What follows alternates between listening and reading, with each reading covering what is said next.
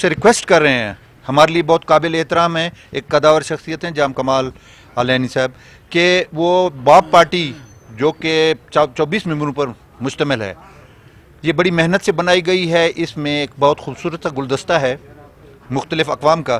तो अपने इक़्तिदार को आगे ना करें, बल्कि पार्टी के मफादात को आगे करते हुए पार्टी को टूटने से बचाने के लिए मेहरबानी करके आपके तावुत से मैं उनसे हाथ जोड़ कर रिक्वेस्ट करता हूँ कि वो मुस्तफ़ी हो जाएं। नहीं तो ये बड़ी मेहनत वाली पार्टी टूट फूट का शिकार होगी मुस्तकबिल में, जो है ना, ये अच्छी बात नहीं है।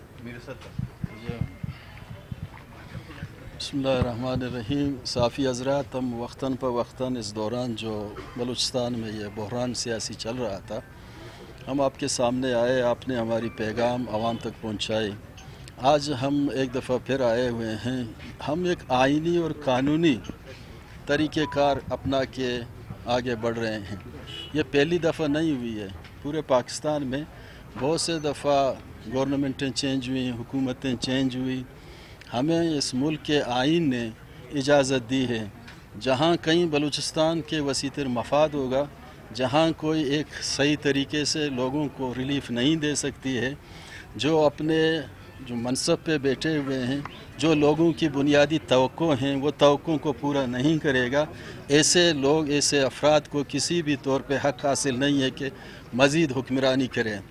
एक असूल होती है कि अफराद को, फ़र्द को हमेशा इज्तिमा के लिए कुर्बान किया जाता है। तो एक जाम साहब एक फ़र्द बन गया। जाम साहब की इस वक्त हैसियत अपनी अकेला हैसियत है। यहाँ बाप पार्टी अपनी जगह मुत्तहद है, बाप पार्टी की यूनिटी अपनी जगह मुत्तहद है।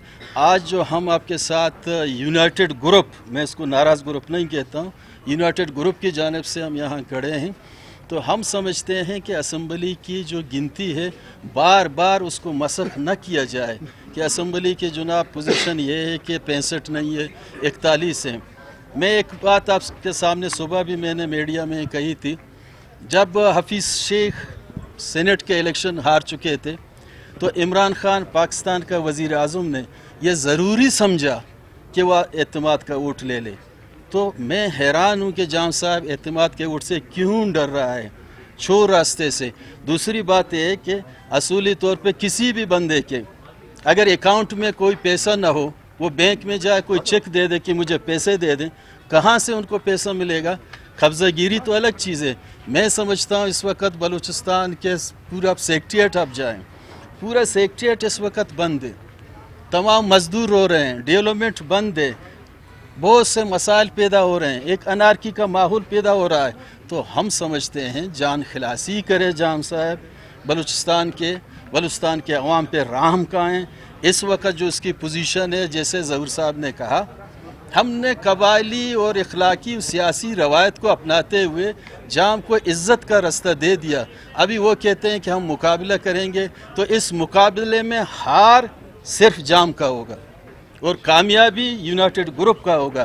तो हम यही समझते हैं कि जाम साहब इस वक्त बाजी हार चुके हैं, वो अपनी ज़िद पे है, और दूसरी जानिब अपने गाड़ी पे पैसे रख के हर एक को लालच दे रहा है। मैं अपनी इस ग्रुप को दाद देता हूँ कि उन्होंने लालच, धमकी सब मुस्तरद करके हुए आज आपके सामने खड़े हैं। इंशाअल्लाह एक हफ्ते 10 दिन के बाद नया वज़ीर आला होगा, नए हल्फ होंगे और आपके भी काम होंगे। मेहरबानी।